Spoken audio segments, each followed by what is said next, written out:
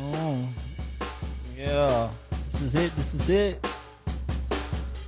Highly anticipated. You know what I'm saying? It's the recap, baby. Just make sure we're checking everything, making sure we got everything right, making sure we good on the live. Then we're gonna get this thing going. Jon in the house. Hey, I will coming soon. Back on the streets, volume 1. December 17th. See the auditorium. Hey. Moving. Hey. Jerry. Come on. See this. We lit, man. We lit here.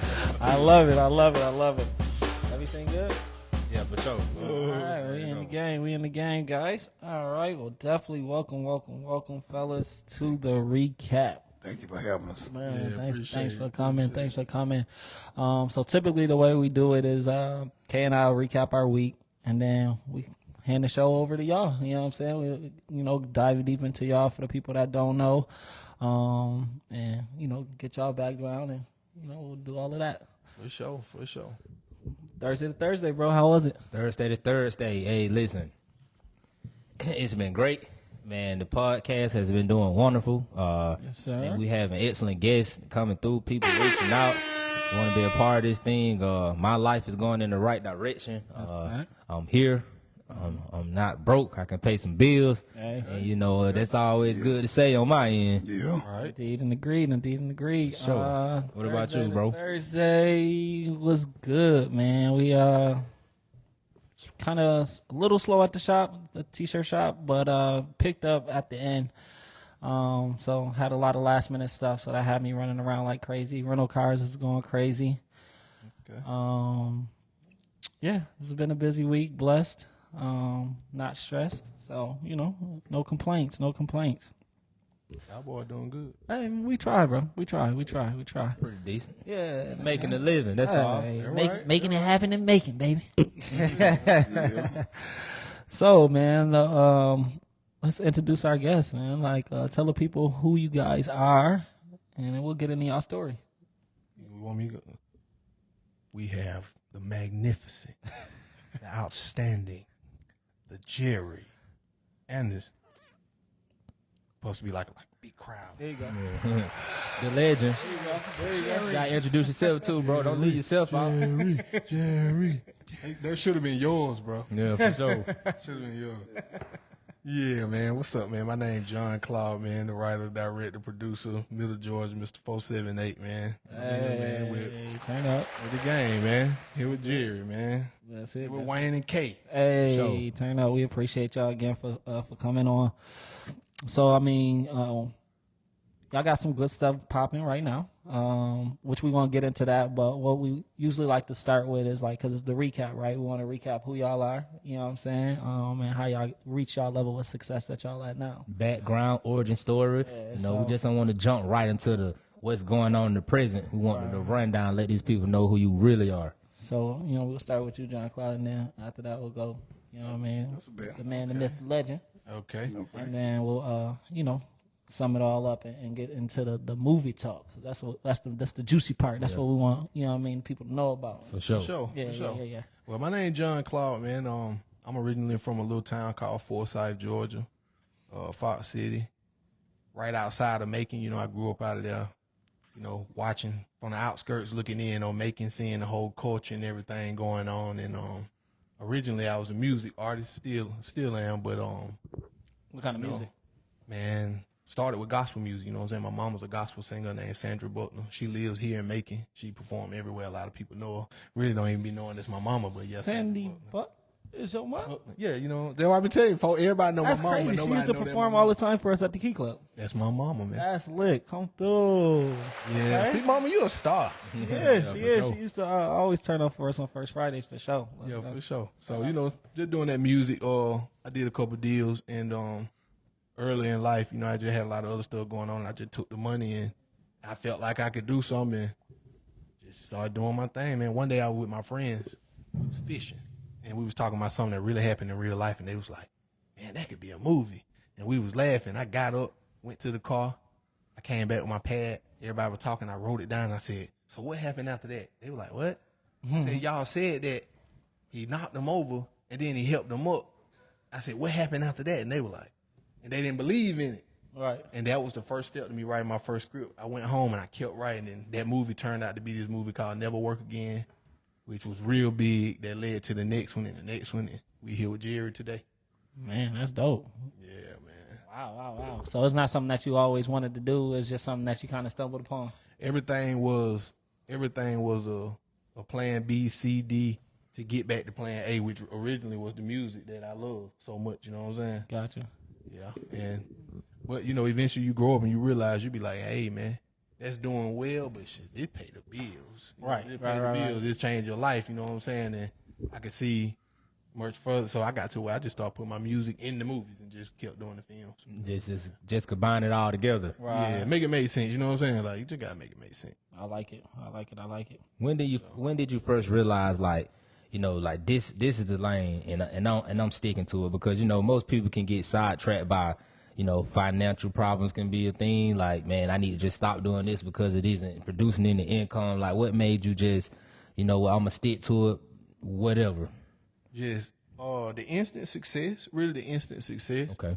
Because for a long time I stood at the store all day long. You know, 2 for $5, 3 for $10. Tight stuff. You know what I'm saying? I'm at the store already doing my thing, and then when I put my money into a film, the people who, after me rapping 5 years, they probably couldn't even tell you a song. After I did that movie, you know, people started treating me different. They would talk about the movie. They would tell me about the movie as if I ain't seen it. Oh man. Yeah. And I took my wife. We went out of town. We went where we went to, I don't remember. We was somewhere. We was on a cruise though, going to another country, and some chicks just kept looking at me. And you know, like when you on a cruise, you got like the buffet part and everybody keep eating. And like every time I would see them, they would be looking. Then they sent the chick over there, like the manly chick with the do-rag. She came over. She walked up. She was like, hey, man, you ain't that dude from that movie, is you? And I was like, what movie?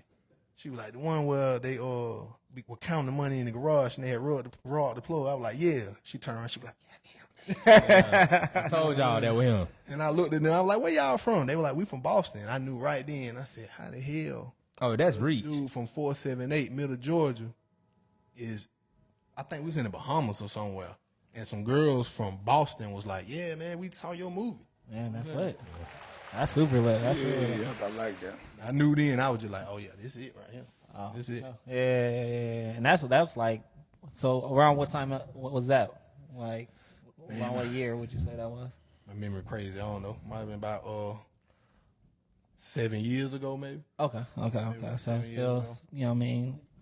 And yeah. That's super lit though, like to have that reach. And like you said, you've been doing music all that time and never really had no experience like that. It's like, man, doing the music, I had made 6 figures doing the music too. I've been doing a lot and made money out the music and got the deals and was involved with a lot of big stuff. But it was just like some money and some more clothes and going other places and being around people. But it was like nobody was appreciating the art. Like nobody was truly recognizing the work that I didn't know. Everybody that I knew, but Right. there wasn't nobody coming out of nowhere walking up like, man, I love your song from it. Was until I started doing that film stuff, it started happening all the time. You know what I'm saying? People would come out of nowhere just like, yo.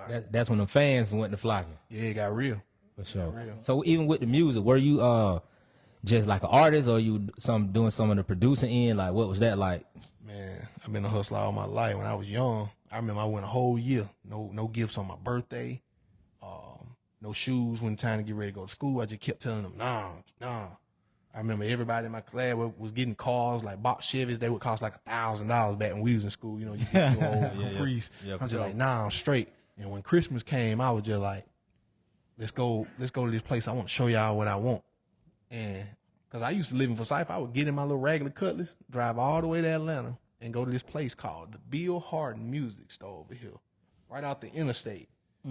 And people who do music and make it, they know about the Bill Harden Music Store. And I would go over there and I was That's just on Chamber sitting there. Road, right? I ain't from it, so I don't really. I know it's right off the interstate. Yeah, that's South Chambers Road, I think, next to By them hotels. by the and stuff. hotel. Yeah, I know exactly. I've never been in there. That's crazy. Bro, I would be a kid, and I would put some gas in the car, and I would just drive to Macon by myself, and I spent hours in that store just looking at the equipment, just saying, damn, this stuff really cost $4,500. Like, Yeah. bro, who buying this stuff? And I realizing, like, but I was sitting there and play with the keyboard, and I remember after a whole year not getting it, and I made my parents, y'all buy me the keyboard for Christmas.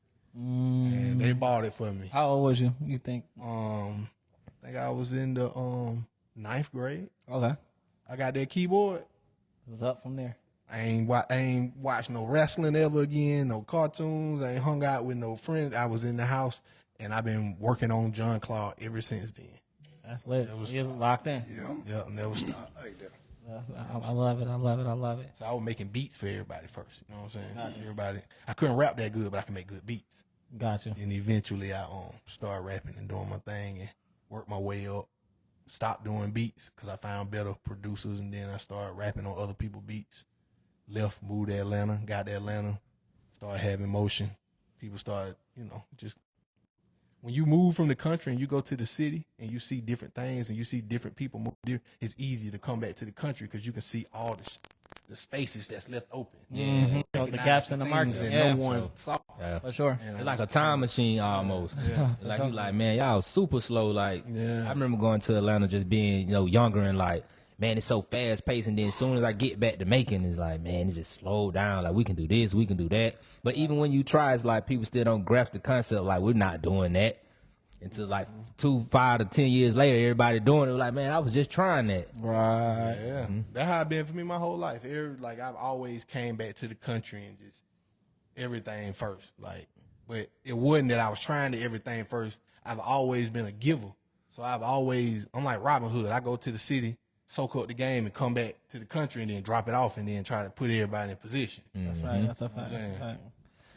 Nah, that's dope, man. Like, definitely for the people that's in the country, I guess you would say, like, or a slower, smaller town, it would be like you innovating, but you really just duplicating. You know what I mean? You just recreate. You're not recreating the wheel. You just, duplicating what you already saying that's working somewhere else and bringing it somewhere else. You know what I mean? Bringing it here.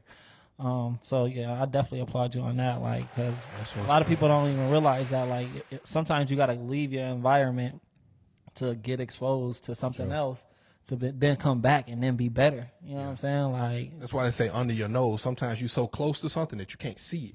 You can't see it for what it is. Right. You see this side of it, but you're too close to see the other side of it. So you got to stand back. So it's like when you get somewhere else, then you can fully see it as a whole, and you can be like, oh, okay.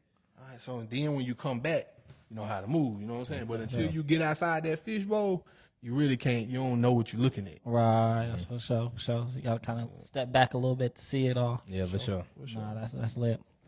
So that's dope. So, you know what I mean, Mr. Anderson? You over there all quiet, man. It's your turn. Yeah, man.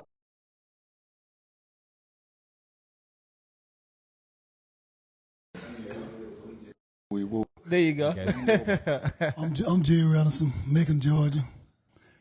Straight out of Timber Height. Hey. Straight out of B.S. Ingram High School, Grammar School, Come on. Central High School, 1975 state champion. Okay. Come on. Accolades. Yes, sir. Athlete. Did it all. Went to college for a year. Had to come back home. Looking at the NFL. Had a lot of people looking at me. Had to come back home. Years later, I went. Tried out for San Francisco, USFL. I've been around. Man, that's dope. It's hard. I couldn't get a job. Worked at Georgia Power. Couldn't get a job. And it led me down the wrong path. I went the wrong way. But now, I'll skip over all this. I'm on my way back now. On your way back. Bringing myself back to For sure. helping out people is my thing. Looking out for the neighborhood, helping out people, doing the right thing, trying to keep myself out of trouble, and trying to do stuff that make people proud of me and know that I am Macon, baby. I love Macon. Hey. For sure. Fact. It's a fact. It's a fact. I love it. What's up, Jerry? We definitely, I mean, I think I met you and kind of heard about you from, I think it was like your wife. She had came in to get the T-shirts for us, and I'm like, yo, who is Jerry Anderson? Like, what he got going on? Like, because, I mean, y'all was getting a lot of shirts, and it was for a play. I'm like, bro, I got to play about his life. Like, who is like, this? who is dude? You know what I I mean? know that's different. Like you being from I'm not- Buffalo, yeah, 'cause I'm and not being from a here. native. Yeah. It's like, who was that? Like y'all just saying his full name too. He gotta be somebody. Right. They don't say nobody's whole name, and then Yeah, every time somebody's talking about it, they like, yo, Jerry Anderson. They don't say Jerry, they don't say Mr. Anderson, they say the whole thing. I'm like, you gotta know. If you know, you know. and then everybody always looking like, you don't know Jerry? I'm like, no, bro. that's how everybody looking at me like he just did me like that. He ain't even from here. Right. You don't know Jerry. Right. You know You Jerry. gotta know him. I love that when people say they don't know me. I like them people I like. Yeah, Yeah, man. for Know me, sure. y'all all right, but the people that say, I ain't never heard of them, I say, okay, I like that. Yeah, that's it's a fresh start. Yeah, no, for sure. Anybody of age, like soon as the first time I told my mama that I ain't no Jerry, she tried to make me remember stuff when I'm 4. Like, mama, I was 4, mama. Jerry and them used to come down here in them Z28. They used to come to the softball field and play. You don't remember Jerry? Mama, Tell I people was 4. we tear them up in softball up. I don't believe that part right there, Jerry. My Uncle Chris them ain't let y'all come beat. Ooh. Got all the trophies somewhere. Yeah, somewhere. Jerry said, I got the proof. Right. So since the movie is about your life, Jerry, I just want to try to get a quick, life story, about, how was life for you in the prime years? Like, how are you living, my man? I was living Just as far as lifestyle, how was that? what lifestyle you want. Just the High school. glitz and the glam after high school, just the time you were. You want a Jerry like well, The Jerry life, man. How was it living in those times? man, back in them times when I was getting the money, Yeah. I was real arrogant back then. And I'm a silk. I wear silk I'm gonna wear silk every day. Every day on them. Cowboy boots. I'm gonna have on. I was a nugget man. Wear a nugget watch, nugget bracelet, nugget chain, whatever nugget was. If you can nugget it, I want it. I want it. Louis Vuitton hats, Fila clothes. I brought Fila to Macon, man. Yeah. Oh man, that's dope. Cause the kits on cars, I brought that BMW. I brought with a kit on it. Next thing you know, all the color lights putting kits on cars. Oh man. I turned Macon out, man, back then. That's what's up, man. So you was basically doing the same thing that Jon Clawd talking about, like going. I ain't do all that. I mean, not in that sense, but like you took in something that you got exposed to somewhere else and then brought it back to Macon and then blew it up. Yeah, I was in LA and Philadelphia, brought that style back to Macon and put Macon on and blew Macon up. That's all. I just helped. My thing was always to help people out. My family doing bad. So it made me go the wrong way. I knew I'm not glorified, y'all. I want y'all to always know that. No, for sure. It just when time got hard and to see my mama cry like she did, that do stuff to me. I had to move. I see my football career wasn't going like it's supposed to, so it made me go the wrong way. Gotcha. So I started doing what I did, but I knew all the while I was going to go to jail one day or I was going to get rich one day. I got rich, had fun, bought out the clothes, did this, some people to college. I just was doing everything I could because I had too much money. I'm making $1,250,000 a week. And that just too, you putting in all them safes. Some safes still right here. I don't know nothing about it. I done forgot about them. Oh man. Safe busting open. Man, that's a lot of breaking in that type of bread. Goodness, Yeah, that's crazy. There ain't nowhere to put it. Tell them what you used to do with the one, Jerry. I always gave the ones where I see people on the interstate. Whoever, you got to sign them, saying I'll give them $6,000 worth of ones. What? They'll think they only got 50 and they'll go to county and you can see the whole thing going. I thought it was 100. Right. 6,001. That's a trash bag, man. That is. Like you knocking them in the head. Like here you go, man. Go get your house or something. Right. Your crib. I got them in the Especially corner. back in them days. Yeah, for sure. I got them in the corner from here. I just throw them in the corner, man. I'm already having a hard time counting 20 to 110 and all that. Right. Man, doing no more. I don't care nothing about that, man. That's crazy. What was the years that the peak of your life was going on? What was the time frame? 85, 86, 87, 88, 89. Okay. I was born in '87. Good years. Okay, you missed everything. Oh, did we missed it? Man, I wouldn't even thought of yeah. Well, into me. Younger than me. Yeah. for sure, for sure. Man, that's dope. That's dope though. Like, I mean, like you said, not glorifying it, but I mean, I've been fortunate and unfortunate, I'll say, to be around people that was doing well for themselves in the bad. You know what I mean? So seeing that, being privy to that lifestyle, in some cases it was cool, but like you said, it's like only to a certain extent. You know what I'm saying? Like, you're going to jail, so you're gonna have your phone. You get out and do what you're gonna do, but you're going to jail. That's what I try to tell the young guys out there. When you selling and doing all that stuff, you got to always know that you going to jail. Or you come with it. Yeah, you go with it. You go to jail or you go to the cemetery. yeah. Or you can do that third thing. Go get your job, get your woman, have a kid, and do the right thing. See, I went on that level, and my brain wasn't thinking like that. All I knew was when I see my mama going, Jerry, I need help real bad. She crying like that. And the third thing went on my mind. I was just trying to get money and take care of my family. And went along with that with everybody else's family. Everybody kept coming to me, and I had, too much money. You got to give it away, man.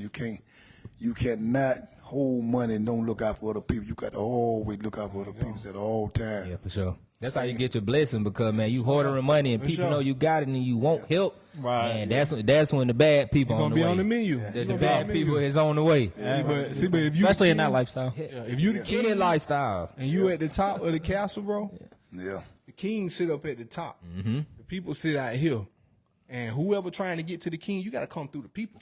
For sure. You got to come through the people to get up to the king. And if the king take care of everybody and everybody bless, you'll never touch the king, because them folks ain't gonna ever let you get through there, because you know what I'm saying, they appreciate the king and the king take care of Sign everybody. that off. That was hard. That's how you gotta share everybody. That's how you gotta bless people. I look at Jerry like me, like we like Robin Hood, bro. No, for sure. Like we might have done the wrong things at points in time, but it was like for the right reason. You know what I'm for saying? sure. For the right reason. That's one of the things I was gonna say too. Like, I mean, a lot of people, they do the wrong thing for the right reason, like you said. But like, it's usually like that. That's usually the case. It's like, yo, I didn't want to do this, but I mean, I had in no some choice. cases, I didn't feel like I didn't have a choice. Option slim. Yeah, I had to go that route. Because the job probably wasn't going to dig you. Your people out that hole that they was in. Not back then. Like, the hole too deep for me to wait for a check 3 weeks. You got to put that week in the hole and all that. Like, man, we got to get it right now. I want to know who came up with that. The one in the week in the hole. hole? That was a terrible idea. Yeah, for sure. That's that. So you won't try to work and get that one check. Right, We finna keep you in here. So, yeah.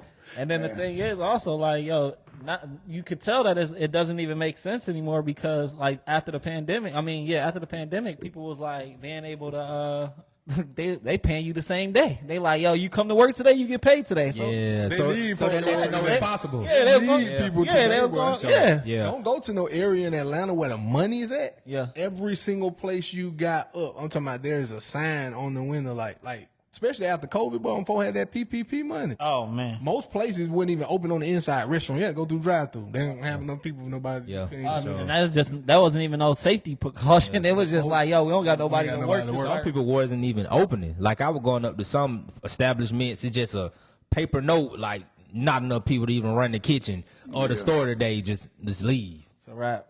Yep. Yeah, that's crazy. PPP killed it. Yep, I did it all back in the. I tried to be a police, a sheriff, or fire department, army, navy, and couldn't get no job, man. So it was hard, man. So it made me turn and go the wrong ways, because I couldn't do nothing to help my parents. So only way I can get money was meeting people that were doing that, and they said, "Okay, I'll show you how."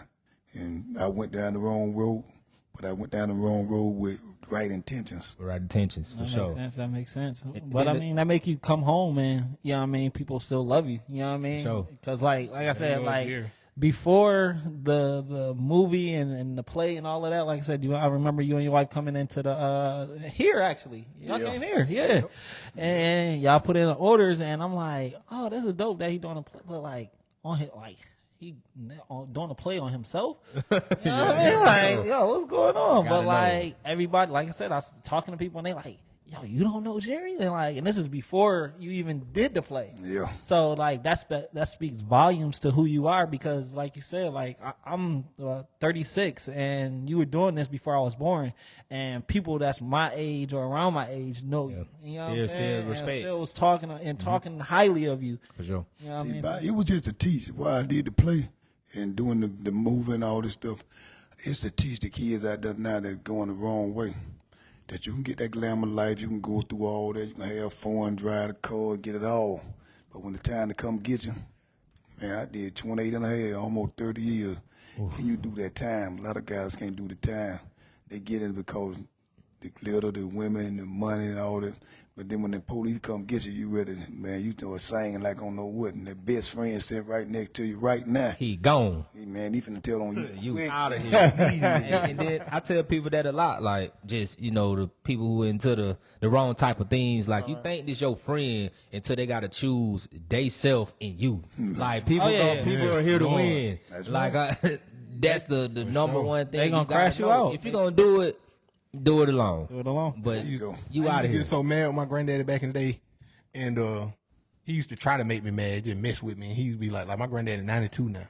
That's So Shout out to that. my granddad used to say stuff like, you ain't got no friends. Just to start something, I'd be like, yeah, I do got friends. You ain't got no friend. Yeah.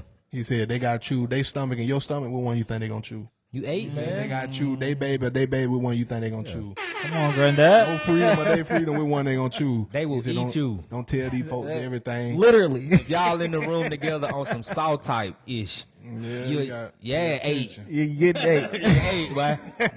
How about fork and knife? Some folk don't realize the people around them ain't right because you ain't obtained enough yet. Yeah, for you ain't sure. got enough. They ain't had no reason to hate on you yet. Yeah, for sure. You Especially ain't when, gave them an opportunity to be lame like that yet. Yeah. But as soon as you get something and have something, it'll break your heart because the folk that you love the most gonna be the one that gonna change. oh man, we just spoke about this. Me and Break your heart, boy. with the business that we run, Literally. we have people like just cutting throwing us all the time. It was like, man, we thought we was good, but when it comes to that money, And there's our people that's close to us. Close. It'd be the worst. And it's like, you trying to look out for your people. You know what I'm saying? Because that's what you want to do, right? for Like sure. when you make a little money or you in a position to help, typically you're gonna help the people that's around you first. Yep. But a lot of times they'll be the same individuals that you know what I mean. Cut your head off. They don't do you right. Yeah, I'll give you an example. My second older brother.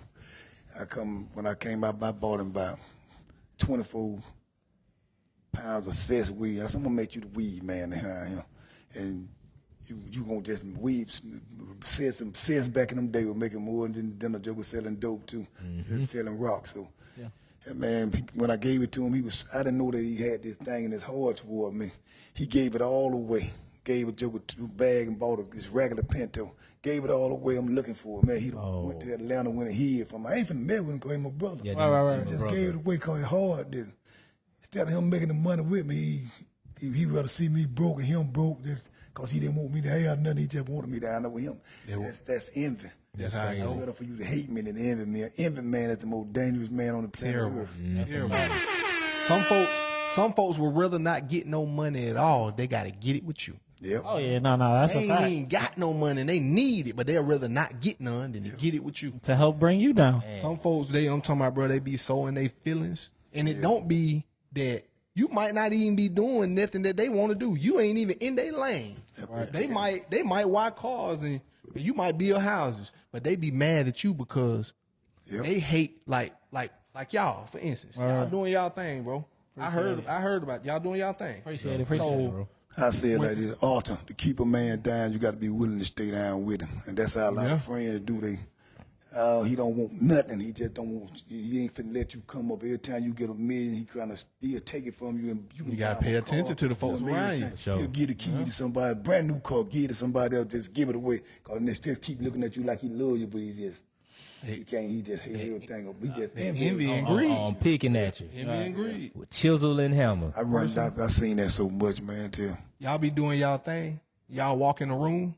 Folks see y'all, dap y'all, and it's just simple. But when y'all leave, they say, ooh, man, them boys doing their thing, man. I like what they got going. Yeah. People that sometimes they're upset about the way other people feel about you. Oh yeah. They're upset about the things that, it ain't that folk hating on you. Everybody ain't gonna kiss your ass. You doing your thing. You know you doing your thing. We just gonna dap you and cool. But when you leave, they be like, oh yeah, them boys doing their podcast. They doing their thing. They been holding it down with the shirts and with the car. They just ain't saying to you, but they know. And they acknowledge you. For sure. But it's somebody who's sitting there. They don't do nothing y'all do, but they just upset that other people feel that way about you. All right. Why y'all don't talk about me like that? Yeah, They but doing something illegal. I bet they doing something illegal, man. Them niggas ain't no Ain't no way. straight in there. I'd rather you just hate on me straight up. got all the equipment. Just hate man. me, How just they be get upset. equipment? That cool. They ain't got no job. They got all the equipment, man. Them jokers doing something, man. Yeah, they gotta be They something. gonna come out. Watch you see it. Watch it. Right. That's how Just they waiting. Wait. Waiting for you to fall. Waiting for you to fail. That's what made me successful. See, sure. I was like Jerry. I played sports. I was real good. You know what I'm saying? Like I won the weightlifting competitions, like state, like out of the whole state of Georgia, like running back, playing for Mary Persons, and I had opportunities to go to school and all kind of stuff like that. But I knew that I didn't want to go to school, and it wasn't for me. So when I moved away, you know, my family was like, "No, man, you making a bad decision. You need to this, that, and that, and that." And when I left, they couldn't wait for me to come back so they could say I told you so. Oh, man. And that was enough motivation to turn me up to never come back. Hey, man. Forget them folks. That was all the motivation I ever needed to never come back. You know what I'm saying? So yeah, bro. Sometimes, man, that you gotta ignore the hate. You know what I'm saying? You have to. You definitely have to. But sometimes you gotta use the gasoline. I was built on that hate, man. I've been getting it all my life, so when it come to me, that's why I don't be around with 5 people. I got 5 people in my life. Be a way to be. You like whatever 5 people around you, that's who your personality is. For sure. Come on, that's a vibe right there. So you said the 5 people that surround you, that's your personality. Your personality. Gotcha. I like that. Yeah, you ain't hang around no people you ain't got anything. Y'all remember T-Mobile to the top 5?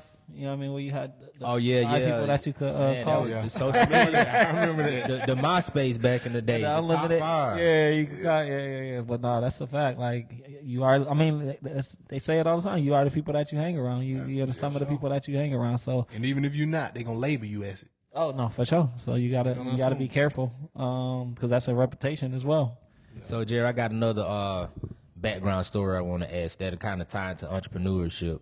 How was it building a team back in those days? You know, like how was it like getting people to come together and work under one umbrella without having too much, razzle dazzle or people trying to get at each other? That's the first thing I always told anybody I hired back in them days. We don't fight each other. Never. I don't care what. If you ever put your hand on one of them, if I put my hand on you, John, and one of y'all, or you put your hand on one of the guys, I'm out of deal. We don't fight. We talk about it and keep on going. So I always was arrogant. I had that meanness about me. And plus I had that baseball bat. I didn't use guns. I use baseball bat. If there's a fight or anything go wrong with one of my people, I turned to King Griffey. Yeah. I'm finna hit them shin guards. I'm finna hit you on the neck. I ain't finna hit you on the head. I'm gonna hit you on the shin guard. You hit a man on the shin guard, know what he gonna tell you? What was that? Man, go on, kill me, man. Please kill me, man. Shin guard hurt, How many man. times you heard that? Man, a lot of times. I done got 15 people. I put them in church back. They were back there doing bad, on drug, bad, trying to steal from me. When I catch them, I put them bats on them knees. Yeah. Right now today, they saved. Man. Everybody I put them bats on when it got saved.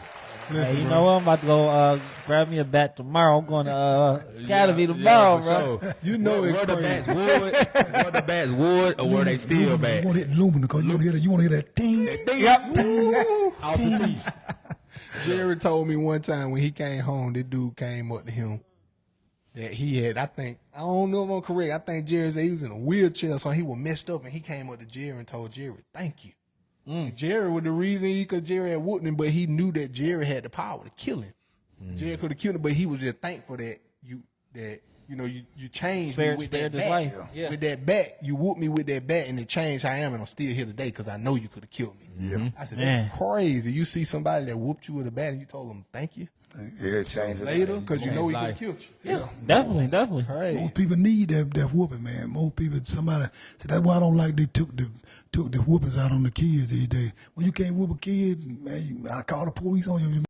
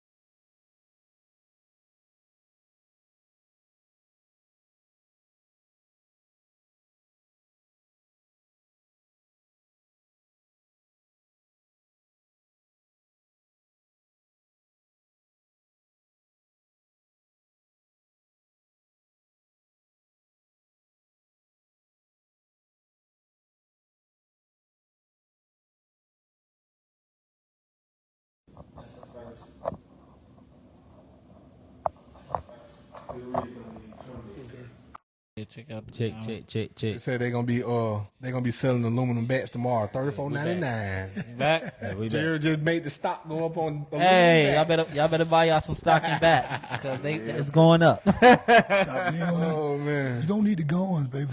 All you need sound bad. them They say bats, I man. sound bad. Bats. All you need is that bat, man. That's it. So like that. So as far as like, because I mean, obviously when you run in a large organization, whether it's business or whatever, like you can't do it yourself. So like, what were some of the things that you were thinking about whenever you went about kind of picking your team in a sense? You know what I'm saying? What type of like the type of people you were looking for, or was it just instant friends and family? Y'all come together. It was like, man, I'm about to outsource it. Well, I had my friends that went to school with me, and I would use them as the brain because I know they didn't have that like I had. I go both ways. I can go brain and I can go beat you down. Right. And I would go to Florida and get the guys there. The Florida guy gonna put it on you. They gonna leave tennis shoe prints on your back, head, neck, everywhere. They gonna put the bats on you. They do whatever it takes. So I had to have two different brands of people that's more and to keep up with the money, keep up with the kind, to keep up with that. Right. And I had to have my enforcers who gonna come and tear you apart. Right. So was you like interviewing people? Like how was it that you like, kind of like how you get in with game? My thing was, if you came to me, if Jon came to me and asked me he wanted to work for me, I'm gonna ride Jon with me for a whole week. And I'm gonna talk to him. Cause it don't take me but 5 minutes. If I talk to you for 5 minutes, I know exactly who you is, what you do, what. So I ride him a whole week, so cause he gonna let himself down. Cause I'm telling jokes and got you laughing. And you start telling me all about yourself. Right. That Saturday night, I'm gonna tell you right there. It's up to you now. If you're gonna work for me, you gotta keep it real. If you can't handle it, you're gonna go to jail one day. And can you stay straight? That you're gonna talk to the police? If you feel like you got to tell the police something because you scared you can't handle it, this ain't for you going by your business. Because you going to jail one day. So if you don't want to go to jail, you get out of the car, go on and get you a job and go on by your business, man. Right. Everybody look me in my eyes, man, don't screw, man. Yeah, I'm about this life. I thought I'll never do this, because they want that fame. That jail boys, if you work for me, you got your own apartment, you got your furniture, I'm furnishing it through, you got your own car, you get $5,000, $3,000 a week. You had all the women know you're a Jerry boy, so he ain't gonna say no. I know he ain't gonna say no, but I always tell him, all right, now when you get ready to tell him, let me know. I'm gonna be in California before you do it. Let me slide. Give me a chance to slide up out of here. Y'all imagine that you getting ready to work for somebody, they ride you around the whole week. Jerry used to give them like a little test, see if they test them. You know check you out. And then when he hire you, you get $5,000 a week. And a furnished apartment and everything, like corporate apartment. A Z28 Camaro and an apartment. Oh, so you give him a Z28 Camaro too? If he want the Saab, he get the Saab. If he want the BMW, he got the BMW. Back then they had the Saab, the BMW, the 300s, and the 280Z. Whatever one you want. They just a sign-on bonus? That's just like that's when you were part of the game. Man, be a Jerry boy. That was a Jerry boy. Okay, I thought it was big. I thought it was just sign-on. $5,000 in the car. Hey man, these folk watch Paid in Full, and that's a good movie. And I love. Hey man, I love that movie. I ain't gonna lie. Jerry is the real thing, bro. Jerry is Paid in Full in Georgia. Lived that life, made more money than these people. Went to jail. Did they ain't that 30 years, ain't told on nobody. Barack Obama pardoned him. He back outside. He telling his story. Shout out. He a changed man. Like Jerry the real thing, bro. As I tell people, see, you said that with the other place you just, boy, see, I'm on New Jack City for real. They owe me a check, man. Everything New Jack City did owe me. Yeah. The big old bill, man, but I had Macon with mine, but they had the big tall bill, and I had Macon. Gotcha. Everything he did with me, that was me. Man, now I gotta go home and watch the movie again. I just gotta get it. I gotta get it fresh. Tell them about the apartment. What was the apartment where you say you made the what? What were the ones over there? I understand what's the name of that street or Elm Street? Elm Street? Oh yeah, whatever. What apartment? Buying home. Buying home. How much money you made a week at buying home? 500,000, baby. 500,000 a week. 500,000 buying home. 300,000 over him, 400,000 over him. When it all totaled up to anywhere from $1,250,000. Sometimes it might be $1,400,000. It gonna always be in there somewhere. But if my set number was $1,250,000 a week. That's what I had to have. And even though you're gonna take a little something, I know you're gonna make your own little money on the side. But get my quota. But at 1.2 coming. Oh, so you had quotas. Yeah, I had a quota. That's my quota. You Man, that's huge. Quota. I'm finna ting. Get that bat out. Look, and I'm pretty sure you said you had like a sports background, so I know you was in shape with Oh, it. yeah. Yep, softball did it all. Oh, man. see what I'm saying? Right. You really knocking them out. So that ain't no saltine. That's a Real thing. that thing coming back. There you go. So I got a question, man. Just so you were sentenced like life in prison, right? Right. Okay, man. So 3 life sentences. 3 life Man, sentences. I didn't know that. That So- three lives and 2 25-year sentences running behind that. Yeah, that's forever. Yeah, they make So It's when 125 years. so when you got the news like, hey, you about to get out, like how was your mind state like? I just want to know, like, how did you feel? I know you were happy, but like literally, like, I'm gonna take you through the hard part first. Everybody, when Barack Obama came and said everybody put in these motions, and he finna go out of office now. He can pardon you and let you go home. He give you clemency and let you go home. Everybody was running to the computer. We had just put computers in Atlanta. Everybody just put it in. I wouldn't put it in. Cause I done filed 350 motion. They done shot them all down. They told me anything you put in there, we gonna deny. So I don't feel no. I ain't studying that. They ain't gonna do it for me. So I didn't put it in. This was a guy, and his name was Fooley. We called him Fooley. He came up to me. He said, "Man, you always tell everybody, man, when it's something go, no matter what, you still put us, man. I put 350 motion. Now, but you ain't tell us that, man. You see, you put it in anyway. He jail. Come on, man. Let me put you in. We go to the computer. He put me in. I ain't pay no attention to it. Then they give me this. They give me a lawyer, but they give me a real estate lawyer. And he sent back papers saying he talking again. Man, I don't think he for to get it. He for to get it. No, the 9 turn him down. So they shoot me down. You don't get me one shot and that's it. Well, see, that's how good God is. Come on. They come back about a few months later and they said, because you got a real estate lawyer, we're gonna give you a chance to go file again. I said, man, I sure ain't finna file that time. They trying to set me up. I understood that junk, man. But you got 90 days to do it. I let half of them days go by. He gonna fool us again. Man, Jerry, don't do this, man. I'm not doing it. They ain't gonna do me turn me down. He said, man, please, Jerry, do us. Cause when you in jail and I've been in the law, I've been there for 28 years, right. When they turn you down, man, that's a feeling. You want to go to bed and sleep for 3 months. You don't want to come out your room. I got tired of getting that bad feeling every time I got turned down. Sure. I can only imagine. It was empty inside of me, so I didn't want that feeling no more. Right. So he said, man, I don't care, man. You said you going to. So I put it in again. Put it in and forgot. I said, man, I ain't studying that junk. And here we come. They started calling out lists and letting everybody go. Everybody was turning people down. Every morning looking at the wall, seeing my name on the wall. Never been on there. And he finally started letting everybody go. Everybody go. My counselor kept coming by with envelopes, getting people, and you can see them dancing in the room with them. Oh, Lord. I ain't still, they ain't gonna give me that stuff. They got to the last list, but I don't know. It's the last list. Mm-hmm. And the counselor came in, she got 6 envelopes in her hand. I'm talking to the man about 80 years old. He done been locked up about 45 years. And me talking, I'm looking at her. She going to people's room, peeping in the door to see what she gonna get a letter to. Right.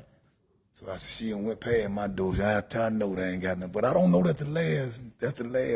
Oh, you didn't know that was the last? We thought another list was coming after that one. Yeah, that was the last one. Yeah. So she called a guy, his name, same name as me. He ironed and clothes. She said, man, I've been looking everywhere for you, Jerry. I said, come here. I got something for you. What you know you finna, you got he said, hey, you ain't looking for me. He said, I got a gun charge. I ain't got no drug charge. Who you looking for is him up there. I was standing on the tower. He pointed at me. She said, what's your name? I Jerry. She said, say your number. 829-44020.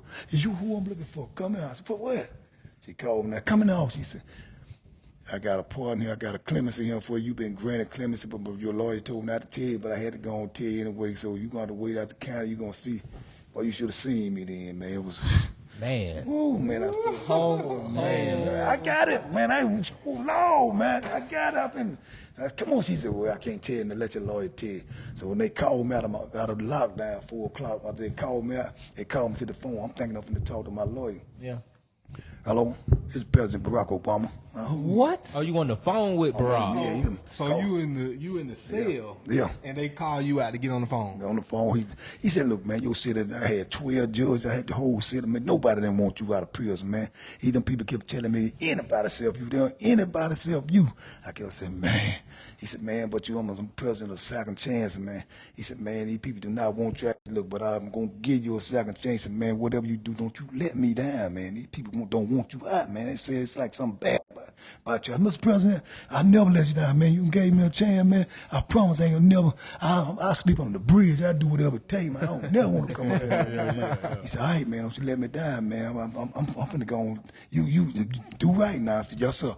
Man, I went to my room and cried like a 2-year-old baby, man. I bet. I cried so man, hard, I man. 'Cause imagine. I'm free, man. Cause I'm for to die there, man. I always thought I was gonna get out. Right. I didn't think I would. Nah, he go guard and black President Barack Obama put him there just to get me out. That's it. And I said, man, now That's here, crazy. I wonder if Barack Obama called you.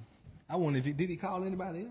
I don't know if he called nobody. All I know is It don't even matter. Right. Crazy, boy. I know who I spoke to. Imagine that feeling, being there almost 30 years, and Barack call you on the phone and tell you himself, "Hey, man, you going home." Cause you got to look at it. Man, like this. that's crazy. You gotta look at it. It was over 38,000 people put in that motion for that clemency motion to get out of prison. Only 1,715 people got it. It's like hitting the lottery. Now that other 37,000 people they still in there now. Got people in there with 4, 5, 6 life sentences. I know they ain't never coming up out of it. They still in there now. And I was one of them in that. Man. I was one of them. So it's like hitting the lottery. I No, said, definitely. You did hit the line. No, you definitely. Yeah, for sure. Shout out to Barack. Big shout out. Shout out to Barack. Man, that was the greatest feeling in the world. Then the tour porter, when they sent me to a low. I had 3 years left. But he said, "I can't just let you out, cause they upset the city." Everybody was going straight out, going on. But I was the only one that they sent and made do 3 more years. But I had put an emotion back then.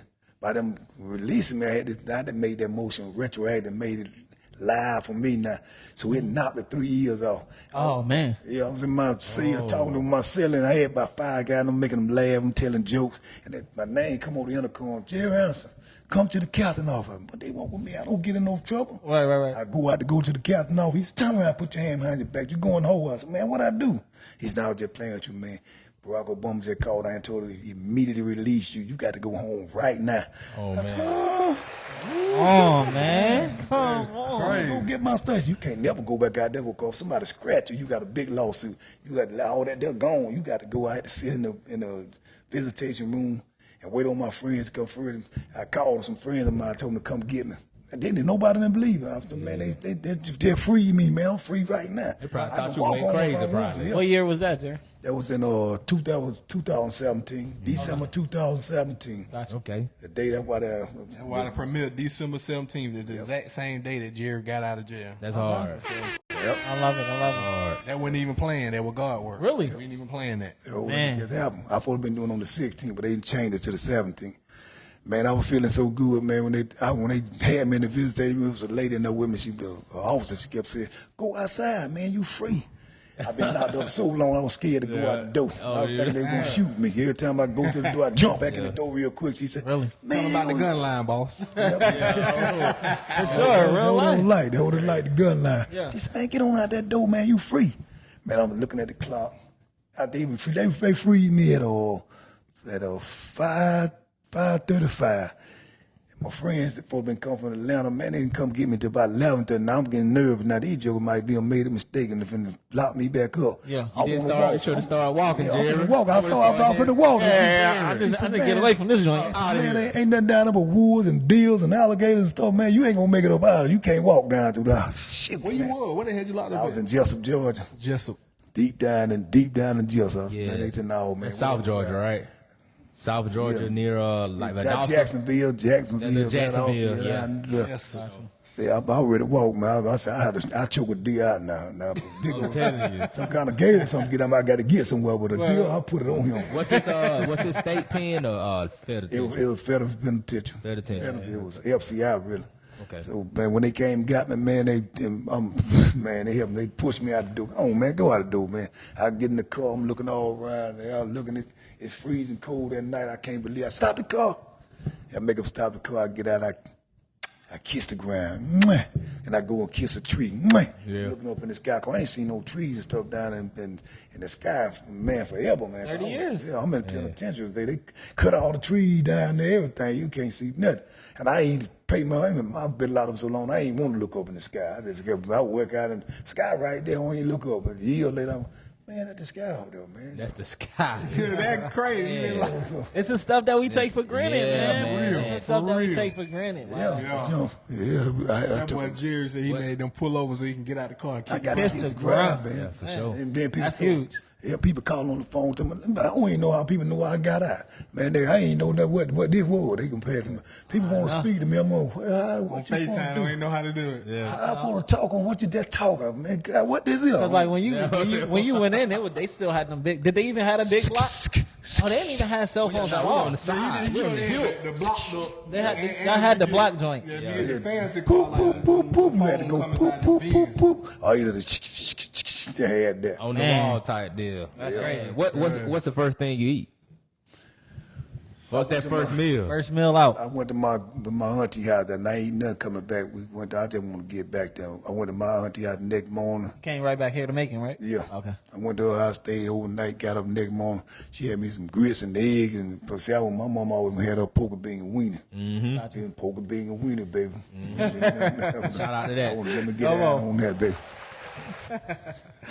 I hear that. Yeah, man, that's amazing though. Like, yo, and that's the thing. Like, we really take a lot of stuff for granted, and we don't realize like we so privileged. Like, I mean, it sounds crazy, but like the next thing I would think prison is like third world country type stuff. You know what I'm saying? Like, so I talk to some people like, that, the foreigners and stuff sometimes, and I'm like, just, cause I like having conversation with people and just hearing some of the stuff that they're so just like grateful for. And I'm like, yo, That's we every really day. like, Hey, bro, you be surprised. yeah, I told like, us about I was up there with every drug lord from overseas. I had a book with every one of them in it, man. They walked around the track. They had this man when they kissed his hand, and Joe would get on the phone. They were selling millions of keys. So when you talk on the phone, say something wrong, they automatically come lock you up and take you straight to hole. But they didn't care. They'd get on the phone, man, send 300,000 keys over to Peru, send them so on to so on, and they come lock them up, man. That's my business, man. I'm gonna get right back out and do the same thing. They already know that. So that's what they do. They handle you in jail, like you said, third world country. You don't care about the police. You don't care about nothing. Right. You see everything, man. I seen all the killings. You name it, I done seen so much stuff, man. That's why I said a lot of guys that doing wrong because they think it's cool, or you trying to get the women or get the money. But when you go in there, they send you to the right prison. That prison, what? right. Man, you in trouble, man. Well, it's a blessing that you made it out, Jerry. Yes, sir. Definitely. It's a blessing. Yeah, I hear plenty of jail stories, and it ain't pretty. So, like you said, all the killings, all the drama, the fighting, all the jail politics. It's just, man, it's so crazy that, 28 years later, man, you walk out of there without a scratch. Without a scratch. But more because of my sports world. I played sports and everybody respected me, and most everybody knew. I don't know how they Texas, everybody, Jerry. Man, y'all need to talk to him, man. I heard so much about me going, how all these jokers know me, man. But just traveling through the system, everybody was talking, there's a guy making Jerry, man, you need to be on this, all these people they putting out to my drugs, man, you need to be on them, man. I met all the guys that dude Denzel play, or Frank Lucas. Yeah, Luke Frank. I met all his people and I talked to him. They would tell me about him. Every big time drug dealer, more than every one of them. Like my wife's family. Just rapping. All of them snitched. Every one of them. Yep, all of them told. What dang about Jerry Ransom, I'm the only one. Yeah. I ain't told, but all the rest of them, I ain't told nobody Jerry ain't snitch. I told. And I heard, man, once you got, I guess, indicted or whatever, they didn't catch you with nothing. Nothing. Yep, they didn't catch the guy in the car, but they didn't catch him with nothing. So it's a whole conspiracy thing. Yeah, they I tell people that like this. It wasn't getting me because I was selling drugs. They got me because I took care of the community. When black people look out for black people and take care of them and do stuff for them, people don't like that. They like you to keep them going to jail, keep them selling drugs, keep them doing the wrong thing. But if they got somebody taking care of somebody doing stuff for them, they ain't gonna do wrong because you got their back. So they gonna do the right thing. But that crashes the economy. Yep. For sure. Like back in the day, they said something like Mansa Musa came through a city once upon a time, a long time ago, and he seen how many people was poor, and he got out and gave everybody gold and Nugget. gems and all kind of stuff. And like, so when you got a person like Jerry in a little town like Macon, and you passing out money to everybody, you got all the people who working for you get money. You know, the women who liking the dudes, they making money through that. Everybody they can pass some money out to the mama. You know, the mama can look out for the kids and the baby. It get to the point where ain't nobody behind on car payments. Ain't nobody committing crime going to jail. Ain't nobody got to go take a loan out. Ain't, you know what I'm saying? It crashes the economy. Well, I mean, he stimulated the economy in a sense. You know what I mean? But that ain't what, that's what they said. They said that after I went to jail, they said we should have just left jail. You know, man, we would get money everywhere. Money, right. You know, he was spending the money and taking care of the community. Now look at the community. Because they was spending the money. Yeah, it was definitely like he really stimulated the economy. You know what I mean? Before the pandemic, you know what I mean? You were really giving the stimulus checks out for real. The real stimulus. The PPPs for real. Everybody got some PPPs from I need a PPP now, baby. Oh, you about to get a big one. I can feel it. I can feel it. Good. So like that's a great transition. Like, so how'd you guys meet? Right over in that corner. My wife, shout out to your wife, man. See, I know a guy that named Jon Clawd. I'm gonna get Jon out here and let you meet Jon. I'm talking to Jon and see can we get Jon to do the thing for.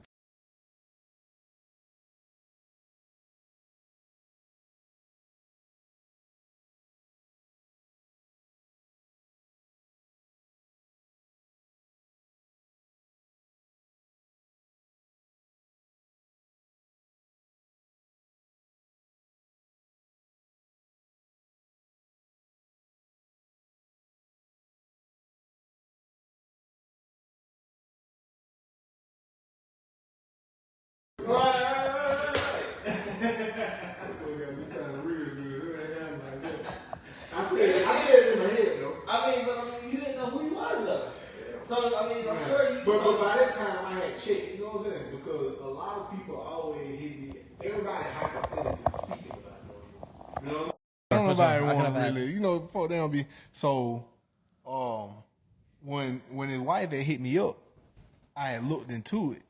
And so after I had seen a couple of YouTube interviews, and then I told my mama, and then my mama and them told me everything. So I was like, okay, it's real. So I saw it, so I knew it was worth indulging in. You know what I'm saying? So I had brought one of my business partners and sat down. That didn't work out. I reconstructed the plan and came back with a different plan, and here we go. That's lit. That's lit. That's lit. I think his wife had seen my last movie. She had seen the last movie I did or something, and then was like, yeah, like he come down. What was the last project?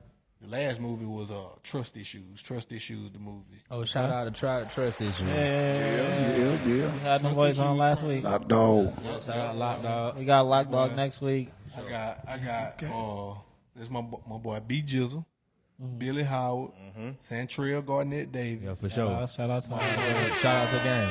Ricardo Kennedy. Shout out Ricardo. And Santrell Davis. Jon Clawd. Yep. That's it. That's the game. So that makes sense. Cause like we had Santrell and Ricardo last week, and they were talking about the Trust Issues movie and all that. So yeah, so y'all definitely did y'all thing on that. So like, big ups to y'all. Like some good guy right there. Yeah, I think that's one of the first films to come out of Macon. I don't know anything before then. That's the first one. It's number one, you know. So shout out to y'all for like sure. That's history. Pioneers. Yeah. As far as the 478, the whole Middle Georgia, I pioneered movies for the whole Middle Georgia 478. 7 years ago when I made that Never Work Again movie, that was the first movie.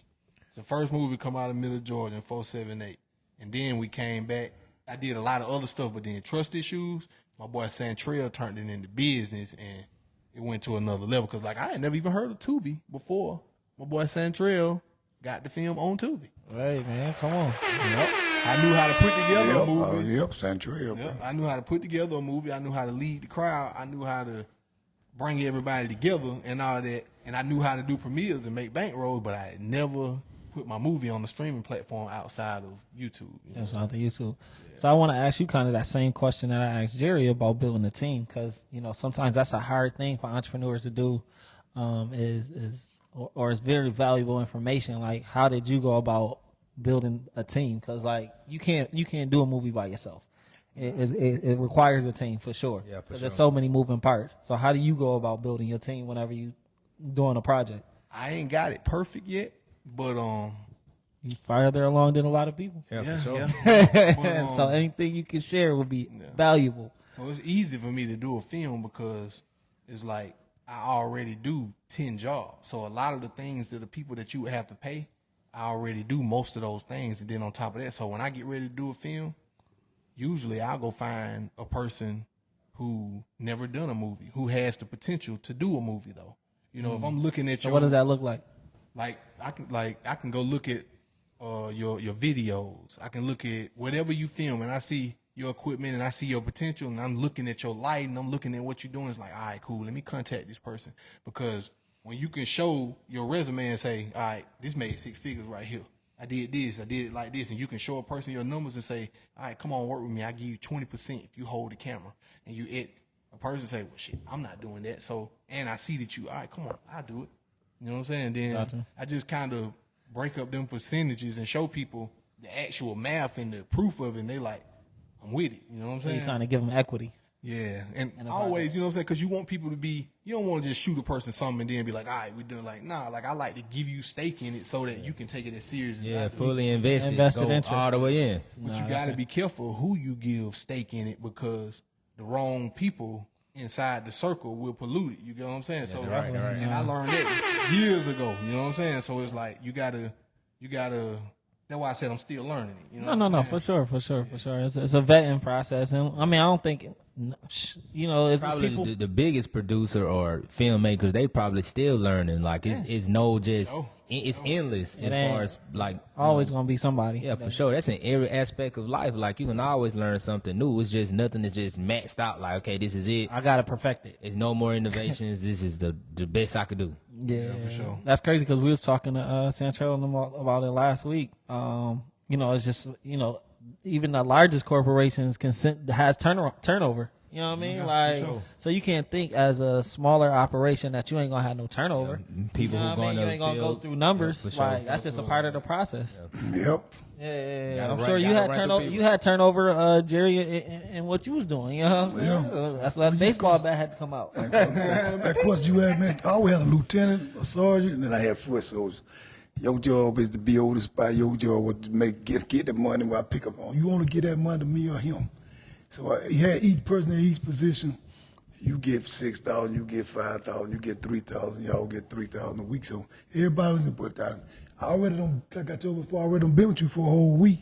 So I know who the thief, I know who gonna steal something, who sooner or later hand gonna get into it. I knew them all like a book, so you put them in certain position there. Sure. You know what they gonna do and what they ain't gonna do.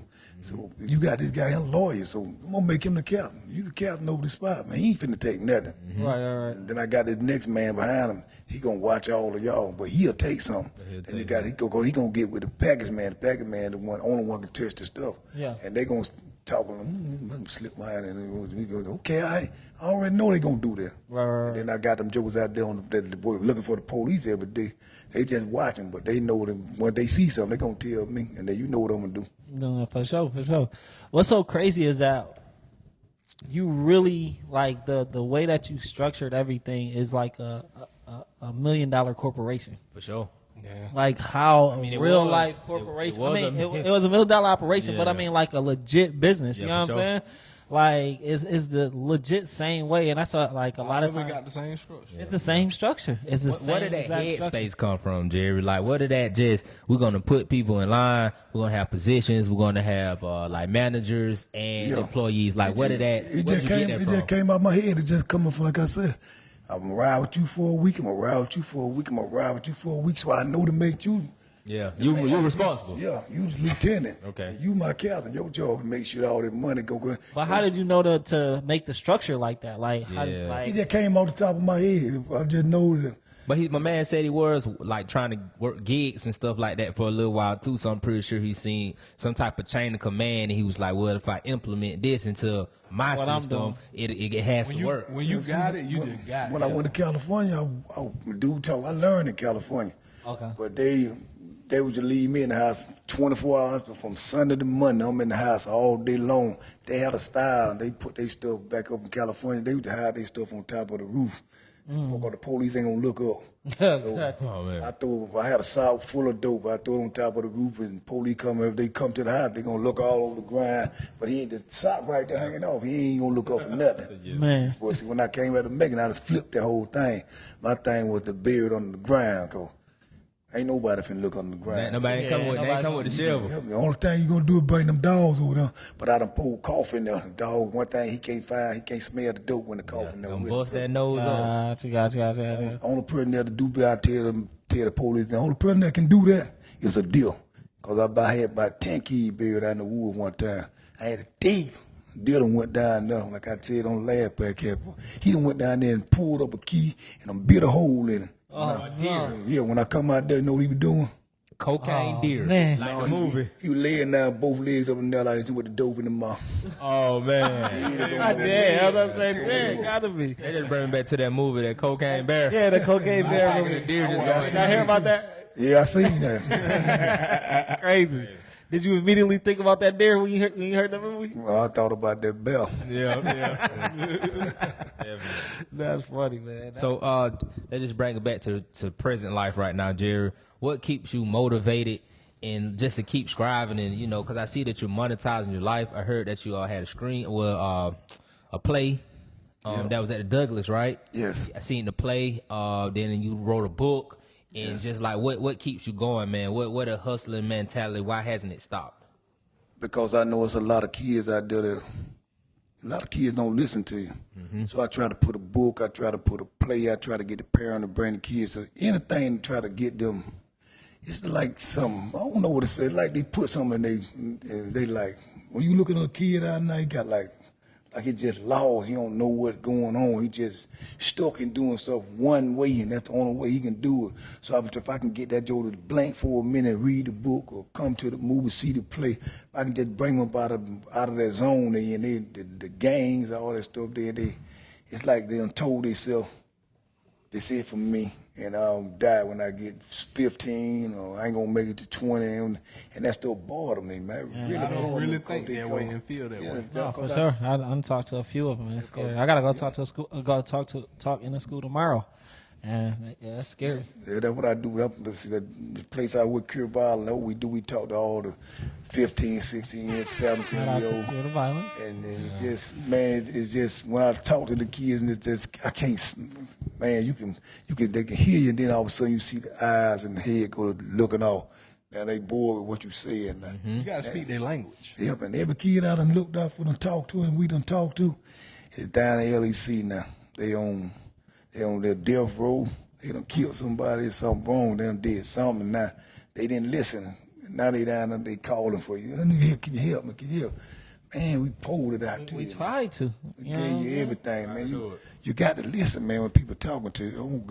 Get them blinders off your eye. I don't know why the young kids these days got that. It's a look, man, and that look. Like a chip on their shoulder. Yeah, It's like- different yeah. it's different these days with these kids, man. Like they ain't growing up with no grandmamas. The grandmamas Yep. is young. Yeah, You know what I'm they saying? out here. Mamas is different. Sometimes if your mama trying to figure it out, she can't really get. She worried about trying to take care of you and take care of everything else. And like what I done learned in my community for Forsyth, like I don't talk these kids head off. I show them. You know what I'm saying? Like I come through in the cool car, I'm gonna pick you up. You know what I'm saying? We're gonna ride. We're gonna do something. I'll put you in a movie. Like in the movie that we got right now that we getting ready to drop, I got a young kid in there, and since he was a kid, he grew up in a house where they sell liquor, beer, and cigarettes. You know, he grew up in the bootleg house all his life since he was a little boy. And I come to town, I do all the community events and everything, and I would always go pull up, pick him up, bring him in the car, and take him everywhere with me to do everything. And I wanted to make sure I got him in this film. You know, his dad died. You know, your mama lives somewhere else. You living with some folks who really ain't your family. And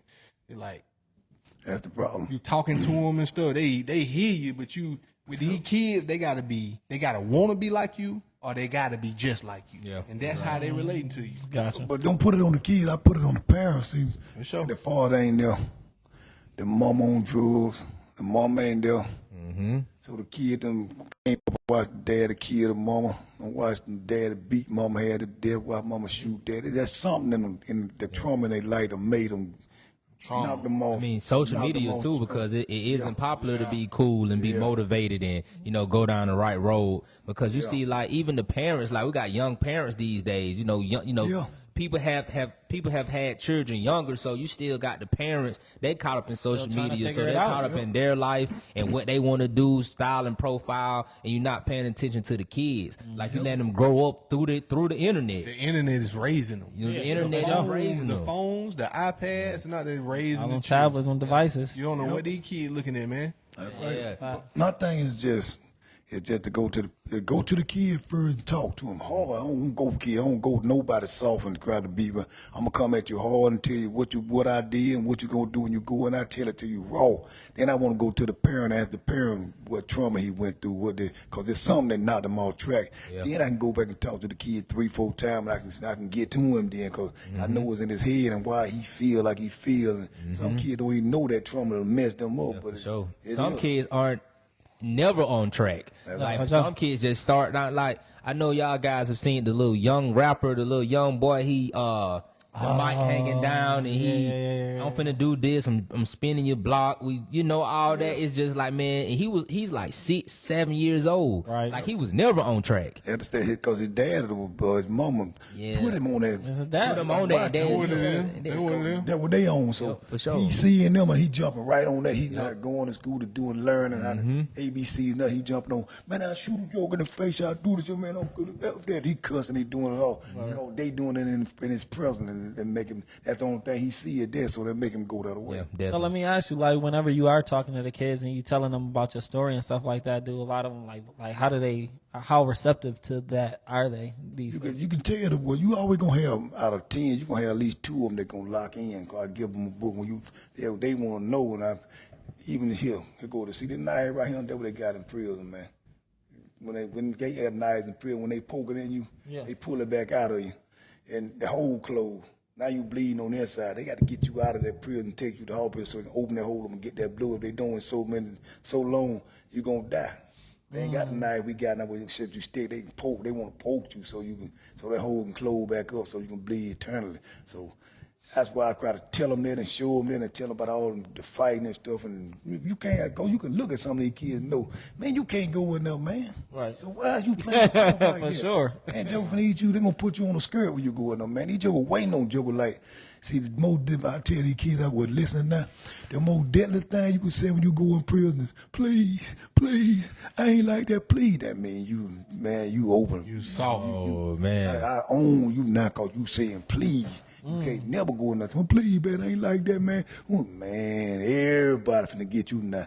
If you hit a joker one time, you all right. But if you go in there, man, please, he gonna be taking your clothes off. He gonna be stabbing you with that knife, and you belong to him. Cause you never say that word, please. Yeah. You got to go in there. You gonna be a man. If you gonna take it out here, when you go in there, you got to be raw, man. You got to go in there. When I went in the prison, my mind said, well, I'm coming home. If I got a kid to come on, whatever I got to do, that's what I got to do. That's how I went in there with that mindset. You got to go in there thinking that I ain't finna die. I ain't finna let no nigga kill me. I'm coming home. Right. If you ain't going there thinking like that and you in the wrong prison, man, you in trouble. You got a long ride, buddy. Right.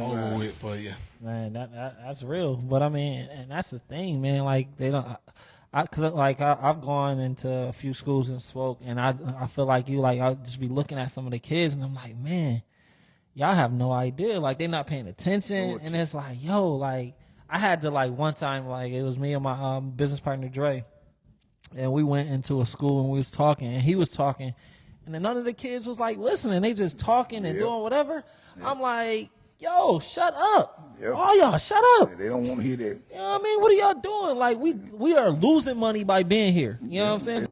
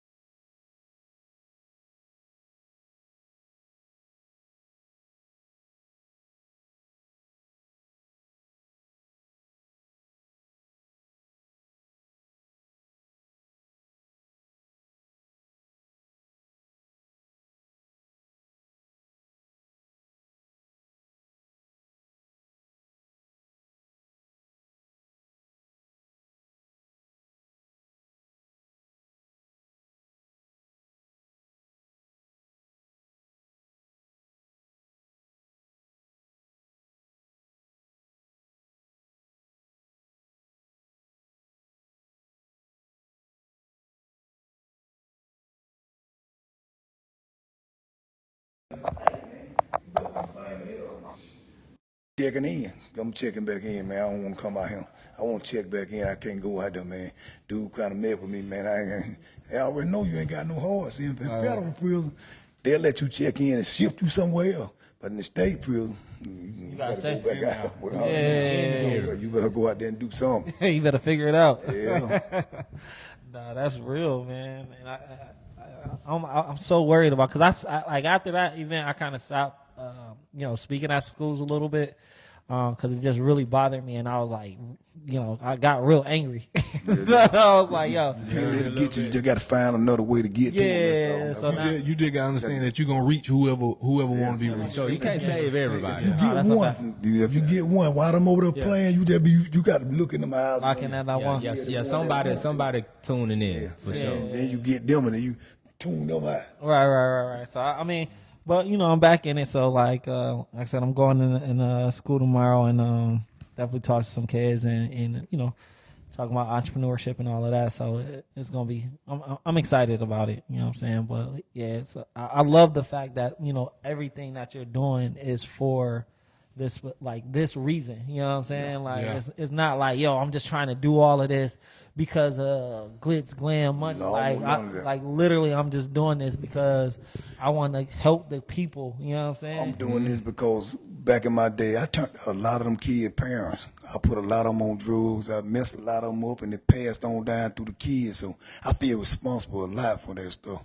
That's why I apologize to kids, and I apologize to people back in my days, because I messed up a lot of their parents, and they got them on that wrong path. So my thing is to try to get back. I still want to give back and get them right, and try to see can I get them back, get them kids that lost back on the right page, to realize that just have a girlfriend, have a baby, get a job, and just do it the right way, man. Yeah, for sure. All that gang stuff and all that stuff, all that. I tell them, you're going two places. You're going to prison where you don't want to go, or you're going to the cemetery. They dying right here quick, and they going to prison. Jail or hell, like they say. Yeah, man. I don't want to see them in none of that. My back's still hurting right now from 28 and a half years being in there, man. That's sleeping on that steel and that concrete ain't nothing to play with, man. So that's why I tell a lot of kids, man, heal me and know what I went through, study me and study what I went through. And Learn from my mistakes. Yeah, for go sure. all the From way, my man. Cause mistakes. it ain't no game, ain't no joke when you go up in them prison, man. Ain't no joke. No, that's real. So like, transition a little bit more to the movie. How much of that like prison story did y'all tell in the movie? Like what's all in the well, you said it's not a movie per se. Okay, so basically what we got a pilot. Pilot. We got a pilot, maybe like 40 minutes. So a pilot is usually like when people are trying to like go up and go bigger and go to like a higher platform, you're trying to go Netflix, you want to work with like a Denzel. Like most of the movies, they're shot on a smaller basis, and then they're sent to the higher platforms, and they look at them and they say, "Oh, okay, we see the light. Gotcha. Okay, so let's move this guy. Let's put Denzel there. Let's move this chick. Let's put Angelina Jolie. Gotcha. And don't worry about a movie. We're gonna shoot a series. So that's really what we're doing with this right here. So so with this series, with this pilot, it's not like it's gonna go on Tubi for everybody to see it. It ain't gonna go on YouTube for everybody to see it. This is just a shot. Yeah, it's the shot. So and we already got our angles on how we doing it, but for the most part, we don't want folks to miss it. Everybody talking about it. Everybody's so proud that Jerry's doing it. So it's like, we're gonna do the premiere. We're gonna have everybody come through and check it out and see it. But for the most part, it's like, the pilot is kind of based off of Jerry sitting in an interrogation room doing like a 60-minute interview. Okay. And they're asking Jerry about his life. And as he speaks about it, it fades into the story, and then you see it. So that way we can put the real Jerry in it. And that's fire. Yeah. So no, that's dope. So man, that's cool. Like so I'd say I didn't even know that's how that went. You know what I'm saying? Like the whole pilot situation. Because I like when I'm watching Netflix, I like you see that first episode and say pilot. You know what I'm saying? Like, but I just thought that's just what they called the first episode. I didn't realize like that's how they shot it. They shot it. That's how they shot it. Yeah, and then that.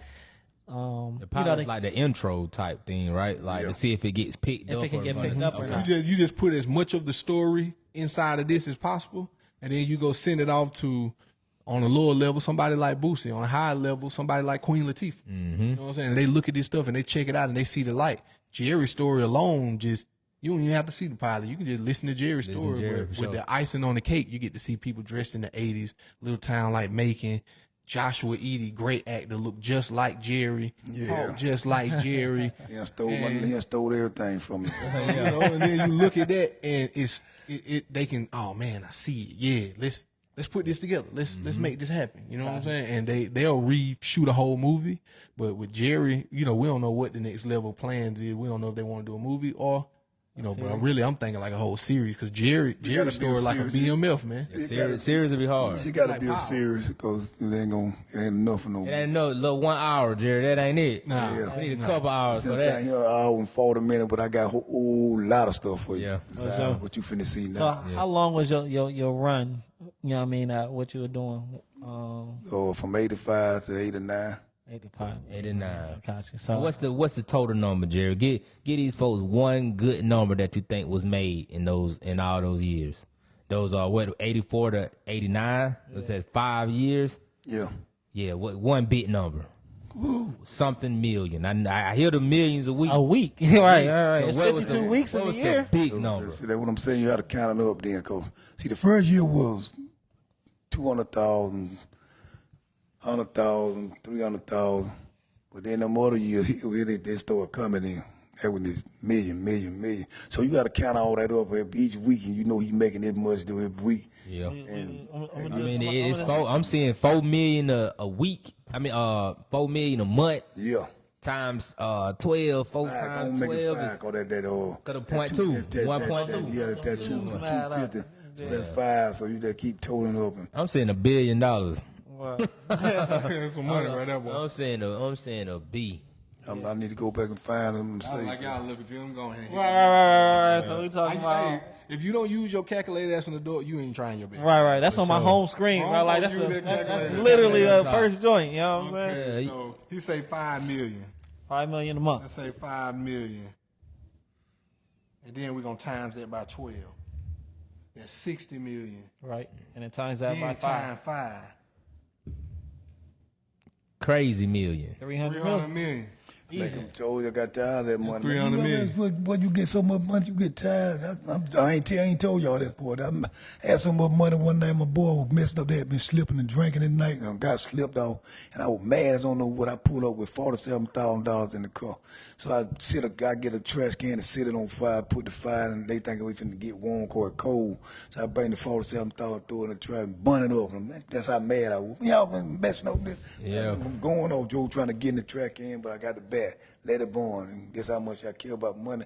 I ain't trying to send y'all to jail. I don't care nothing about the money. I don't care nothing about the dope. It's to try to bring y'all up, and I need y'all to go the right way. All the drinking, all them busting champagne.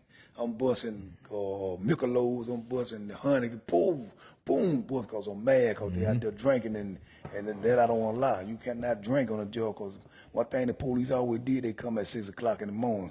You've done been drinking all day long. when you're a Your little brain jaded. tired. So when he coming in, snatch you out that bed, you Still shoot drunk. all them questions to you. Ain't no telling what you say. I'm out the loop. Right. So that's why I knew I had to keep them. If I keep you sober, and when they come snatch, kick your door, and you know what to say, keep your mouth closed, call jail, so they can get a turnaround and get you out of jail. Yeah, for sure. Gotcha. So that's one of your rules, like no drinking. No drinking, No pill, ain't smoking. no none of that. You'll see that in the film where they're in the film and, you know, consequences where they out there shooting dice and smoking and Jerry come out there And go off. Get to them. How do you count $1 million every week? Because I mean, I'm sure at that time they didn't have the money. Like you just, that's straight That hands. was rough. I used to throw it on the floor. My ex-wife and her mom and me used to sit in there on the bed and just put all the 20 together, put all the 10 together, put all the 100, the 50.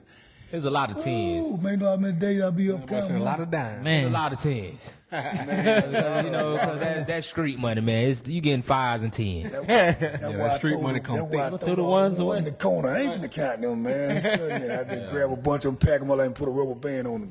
Do all of them like that, rubber band them. Give them my mama, give them my aunties. Just give them away, man. 'Cause I ain't studying. I'm not about to count them. That's low ticket. I got enough issues with these 5, 10s, 20s. Staying up all night long, everybody sleep there. I done got off at 3, I'm still now. 900,000. Sound like a zombie. Right. I got 100 more thousand to go. Yep. So I'm sure it was some numbers missed. Yeah, for sure. Man, that's for real, man. That's man. I'm excited to see it. Y'all said when is it coming out? December 17th. That's the premiere. The premiere at the City Auditorium, baby. Come on out and see. Auditorium, I'm gonna show December it. 17th. It's real, young baby. I'm showing you real. Gonna be lit, man. Shout out my boy HDR, Howard Ross, man. He filmed and edited the whole thing. Real good guy, man. Originally from DC. What's up, Ross? Hey. Ross' dad worked for Barack. You know, he worked for Look Barack. at that. Synergy, man. It's just so much parallel. Yeah, it was all meant to be, man. All this was meant to be. Well, I'm about to shout out my wife too, because she got eyes. She everything I need, she do, no matter what. And Lanita King. Both of them two, they're my tag team partners. They get it on for me. Whenever I say I got an idea or whatever, here it go. She jumped right and started making phone calls and calling people and see can we bring it to life. Yeah, man, that's solid. You gotta have a solid woman behind you, man. We got a good team, man. We got a good team going on. That's why I tell people, I be like, bro, I used to do a lot of stuff by myself and I used to get a lot done. But when I learned that the team gets it done. You know what I'm saying? Teamwork make the dream work. That's what they say. Man. Yep. I'm the same way, bro. Like I don't believe in doing businesses by myself. You know what I'm saying? I'm always gonna try to partner with somebody to make it happen. You know what I mean? Like I seem like me and Kay and Wu, like, you know what I mean? We didn't know each other from Adam. You know what I'm saying? That was good. Yeah, we got perfect. together and we learned, you know what I mean? We got together on business. Yep. And then from the business, we became friends. You know what I'm saying? Y'all filled each other out while y'all were going through the business. That's a good thing. I like People understand that business, they won't be successful until they understand, like, you gotta be selfless.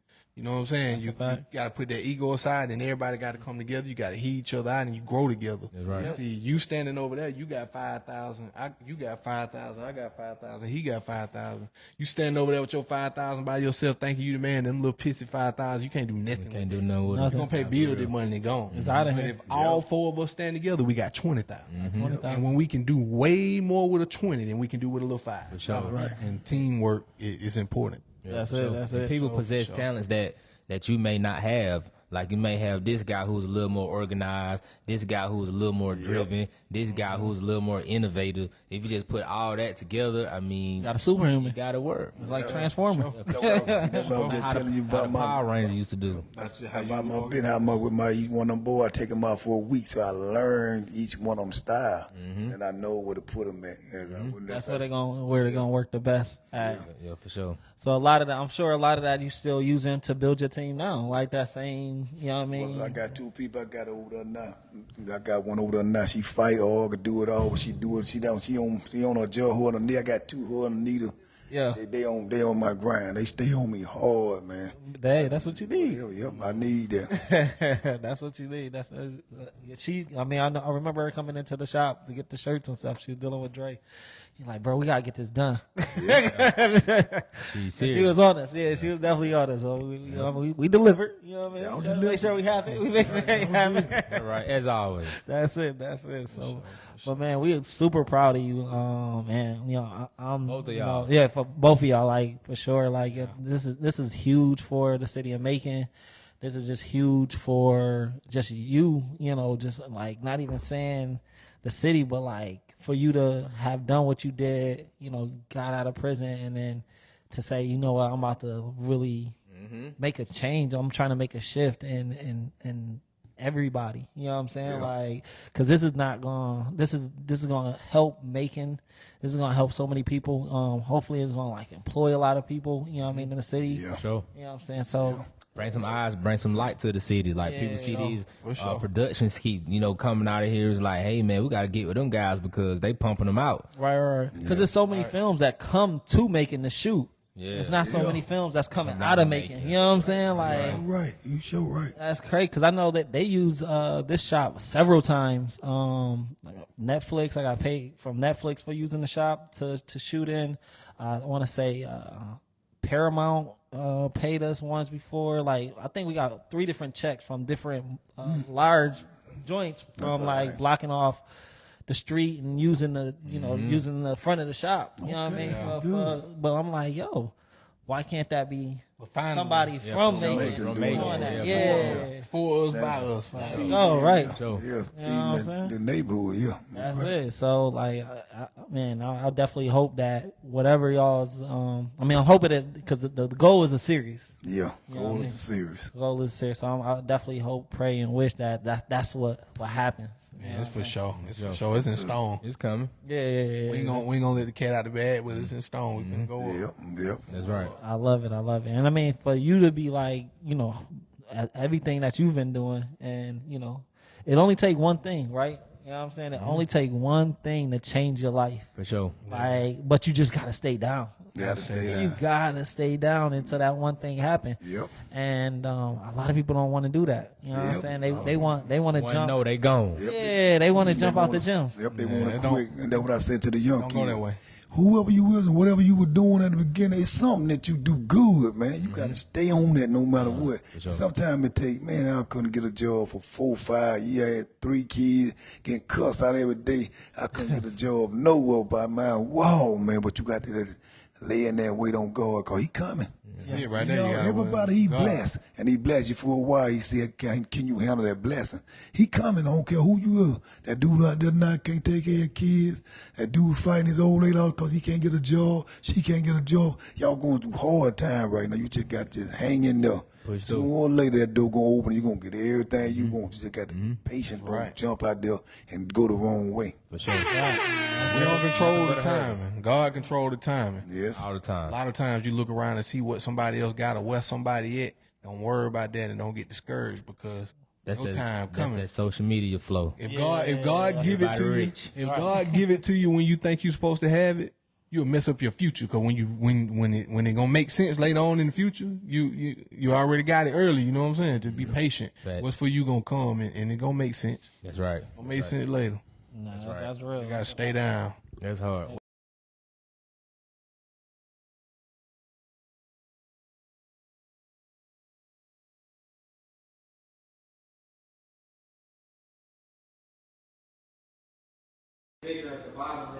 And it took so much to make it. Yeah, for sure. to Trees the are little too. piece. The roots go roots crazy. go further. Yeah, Roots go super further. you And know, all the BS come with it builds your character. You know what I'm saying? Turn to the person you are. Yeah, all them no's is gonna develop you into what you need to be. The yes, yeah, the yes will change your life, but them no's it build you. gonna create you and develop you, and that's the seasoning salt. Nah, that's You know a what I'm fact. saying? That's to give you. You know what I'm saying? It's important. That's right. Like one of my mentors, he used to always tell me, because I was doing in network marketing. One of my mentors in that, he was like, "Yo, the yeses will build your bank account, but the no's will build your character." For sure. You know what That's I'm it. saying? That's So it was like, yo, like, so it's just like run to the nose, like. So just that's run the to nose. mindset part people don't think about. Like you said, just the nose will just drive you more to like, okay, like criticism. It'll help you with your imperfections, help you sharpen up. But like once the yes start to coming, it's like, okay, yeah, I know what to do. The money's coming in. I know what not to do. Right. For sure.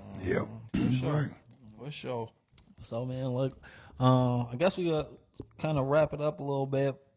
I was trying to look through the chat and see if we had any additional questions. Man, that it's anybody- nothing but praises in there, man. Yeah, That's everybody it. is just like, yo, y'all lit. You know what I mean? Facts. You're dropping some gems. So For sure. Appreciate you. definitely, Before we even get out of here, we definitely gotta come with it. congratulate y'all, man.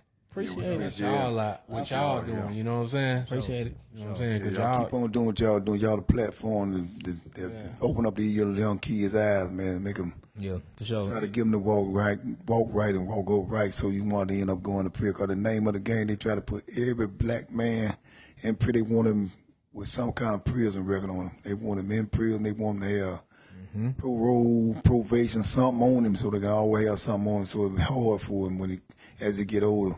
If he get a top job or whatever, because he been in prison before, he can't go vote because he been in prison before. You just have to wait so many years before you can vote, all this stuff. That's why what y'all doing is real good. You can just keep singing to the kids and let them know what time it is. You got to get it. Even the one that blanking and don't see, you still have to keep talking, because Got to. as you get older, you start hearing. When you young like they is now, they don't hear. But as they get older, they start realizing that when you sit up in that prison cell for so long, you start saying, man, just was telling me all this stuff way back then, man. I was just couldn't hear nothing he was saying. I couldn't hear nothing. Nobody couldn't have told me to stop. I won't never stop selling drugs. I had to go to jail. I had to go. That's the only way I was going to stop. My first 12 years in prison, I was mad as I don't know what, because I was locked up and they got me wrong because they ain't had nothing. I was mad. If they'd let me out, I got out before then, I was going to do the same thing. So good God kept me in there. That 13th year, my eyes opened up. I started seeing all the stuff that was wrong, all the stuff. Okay, you did it for people, you did it, but you did it the wrong way. It was wrong, man. Now your eyes open, so I started saying, okay, I know what to do when I get out of here. I got to get in and see some kids who can't see. And you got to try to make them see, man, no matter what. You got to try to open their eyes up so they won't have to go down the road you went through. So that's my thing is to try to get in them little kids' head at all time, that 14, 15, 16, 17, 18-year-old. You got to get to them and try to get them to realize what you're doing, it ain't going to work, man. And for you to even have that foresight with double life, triple life sentences and not knowing that you're getting out, just having that mindset to say, if and when I do get out, I'm going to preach to the community and let them know which path to take in life. Because you honestly could have just forgotten all that. Hey, this is life in the pen. It's over. You know, I'm just finna ride it out. But for just have that foresight, like, you know what, I'm still gonna advocate for my community. It speaks volume. That's huge. Yeah. It speaks volume. I appreciate you. Yeah. Were you doing a lot of like prison reform work while you were in prison? Like after that 13th year, and you got that switch hit whenever you seen some of the guys that was in there that maybe was. See, that was a tough part. I don't know what it is. I think it God put it on me. If that was my curse. Because when I'm in prison, I was to go every 3 years, I'd go to a different prison because that's where I was. I ain't like to sit still. Some guy be in prison for 20 years, 30 years in the same prison. I like to move around. So everywhere I go, people always come to me, talking to me, and people don't know. People that asking me questions, I'm sitting down, and man, why everybody keep coming to me? Right. So I realized God sent them, He's sending them to you because you know what He wants you to tell them. So I had to talk to people wives on the phone. I had to talk to people, dad, the parents and stuff on the phone, tell them about why he was like this. He a good guy now. I'm doing all this talking now. So I said, God, man, I can't even sit on the yard by myself and listen to my radio. You're going to be waiting out to me. Yeah, could I come talk to you on Sunday, my day, man? Mr. Barry White. I'm a Barry White, man. Okay. I'm Mr. Barry White. Don't leave me alone. Man, I just need to say one thing. Come on, man, get it out, man. So everybody would keep coming to me everywhere I go with new guys, and I just go to talking to them, man. It's like it just was go just say, go see Jerry. I'll be walking in my room. He don't know who I'm. Hey, man, how you doing? God work ain't know he people like that. Hey, what's up, man? Man, I just wanted somebody to talk to, man. I'm just ready to head go, man. God like that though, man. God work through people. You know what I'm saying? Sure. That's why I tell people is always be humble. Always, it don't matter, man. You can learn anything from anybody, any age, any position in their life. And you always got to be humble. See, God will come see you. If you real hard headed, God will come see you Himself. We'll sit you down. A lot of times, God gonna send His people, and when God people come, they come in all shapes and sizes. Right. And God they gonna say exactly what you need to hear. And you might not realize what you said, but it clicked for them just like it meant. You know what I'm saying? And they get what they need from it. So it's like a lot of time, man, God gonna send in people, man. Yeah, that happened a lot. Like somebody be talking, I'm God like, we're doing with you, Jerry. oh shoot. It's like they read your soul. That's it. Thank God for Jerry. Thank God. Yeah, thank God for Jerry. Thank God for Jerry for sure. So I mean, the way we like to end the podcast, I mean, y'all already just dropped the crazy gems like just now. So I mean, they got one more. I know they do. You know what I'm saying? So, because our podcast, we try to lead on positivity, right? We try to lead on entrepreneurship. We try to motivate people. You know what I'm saying? Sure. So the way we like to end it is with, that one piece of advice that's going to really get somebody going. That's going to really kind of help change their situation, that real good motivational piece. Mm-hmm. So, you know what I mean? We'll start with, Jerry. We'll make our way down. Okay. My motivated piece is sit to yourself, study yourself. Because that's what I didn't do, and I didn't know who I was when I was Jerry doing, I'm making all that money. But I used to always tell myself, find out who you is first, man. Find out who you is. I could never sit still to find out when I was in jail.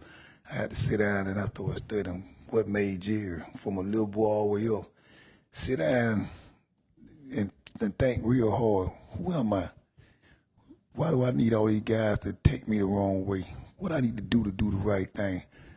What I need something that you got to do something. It's something inside of you that are gonna tell you. You say, man, open your eyes so I can open my eyes so I can see what's going on with me, man. Look you over. Ask yourself, do you have to be around jokers that gonna take you to prison? Ask yourself, do you have to be with this girl that don't love you? Ask yourself, what do I have to do, man? What do it take for me to get on the right track, and I don't have to go down this path where Jerry went down and a lot of more black people went down?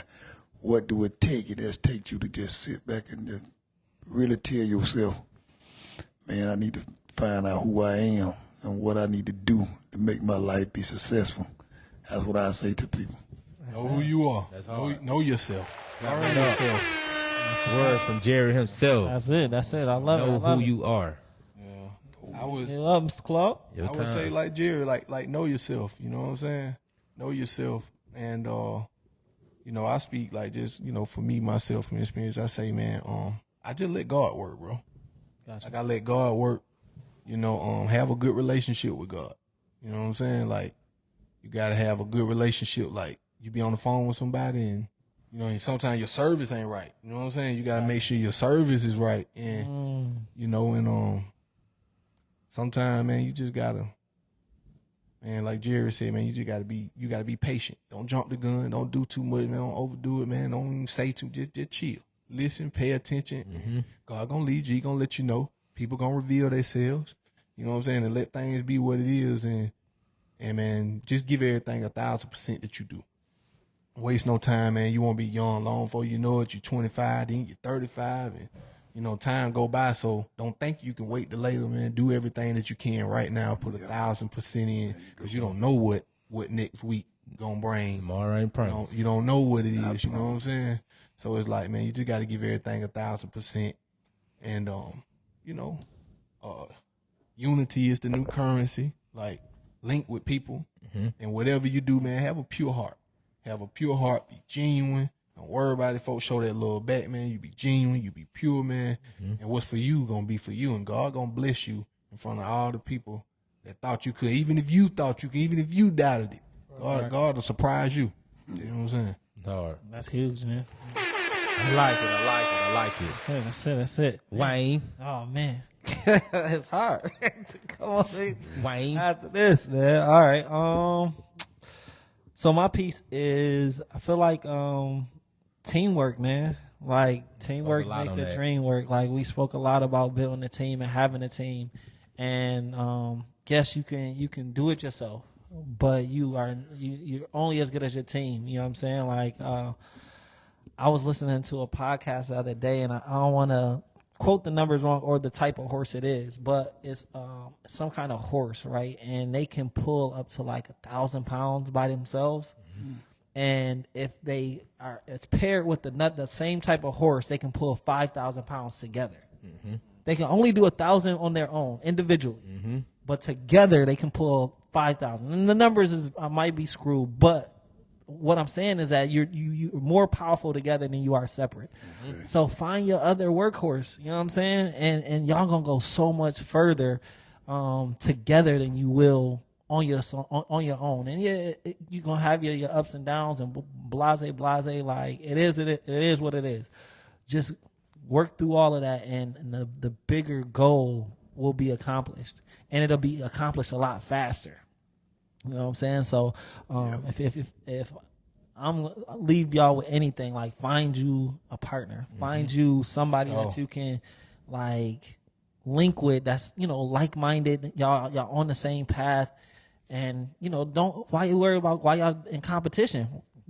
Go ahead and get together and make that thing happen and blow it up even bigger. Yep, you know what I'm saying? Same money. Yeah, like and the goal is to help. Put your people in a different position. Mm-hmm. You know what I'm saying? Why not help your family and their family and do it faster? Yeah. You know what I'm saying? Yeah. That's it. Don't compete. Never compete. Yeah. You stop losing when you stop competing. You can't lose if you don't compete. That's it. That's it. That's a fact. Clap that up, man. Come on, man. Uh-oh. There we go. Mr. K. Last but not least, hey man, listen, I'm a pretty much sum the podcast up into like a nutshell with my last piece. Like Jerry and John, like their whole story was about like never giving up.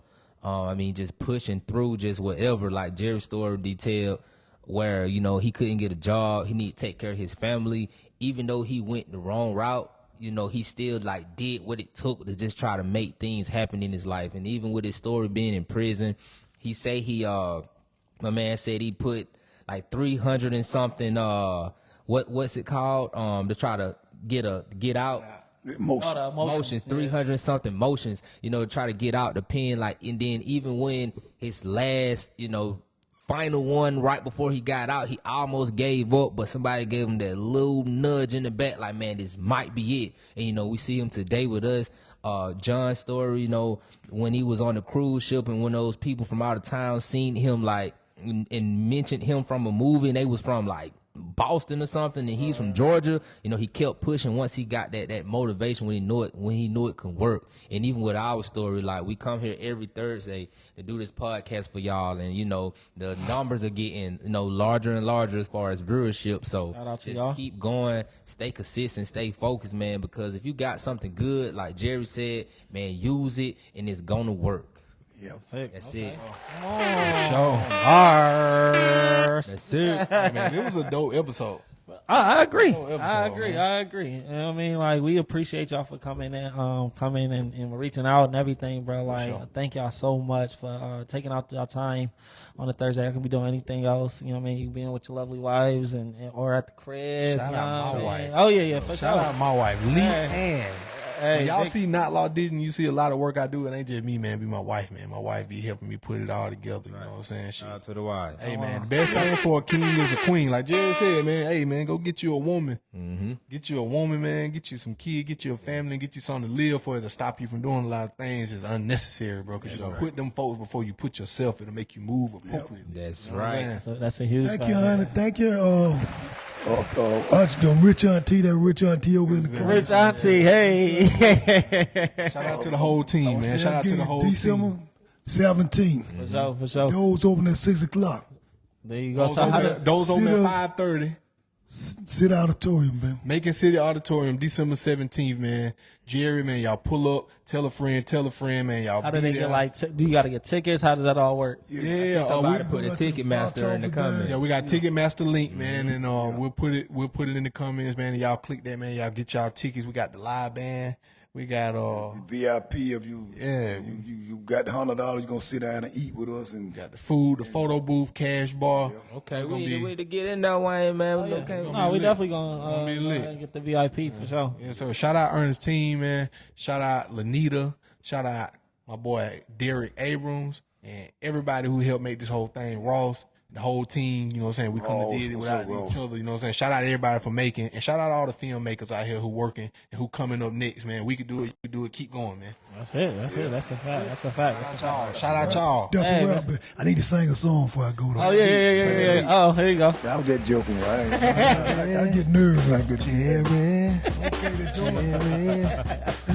I think that need to be the intro music. December 17th. December 17th. December 17th. City Auditorium. Doors open at 6. Come on in and get it. Come and see what I got. I love it, man. Well, we appreciate y'all, man. Make sure y'all go and see the movie December 17th. VIP tickets. Shout out my boy Tony Fair, Teflon Media. Oh man, big shout out. Tony Fair film behind the scenes. When y'all come on December 17th, we got an hour-long documentary, the makings of this film. For everybody who make films, if you don't know how to do it, you can watch this and learn something. For people that want to see camera tricks and all that, we show you the makings. We got interviews from everybody in the film. And then we're going to show you the 40-minute pilot of what we actually made after that. It's going to be worth it. I promise you. Hey, man, that's it. Right. Turn up, man, and make sure y'all look. We gonna have the Ticketmaster joint in the description, so make sure y'all check that out. For sure. All right, well, we just got on the way home. All right.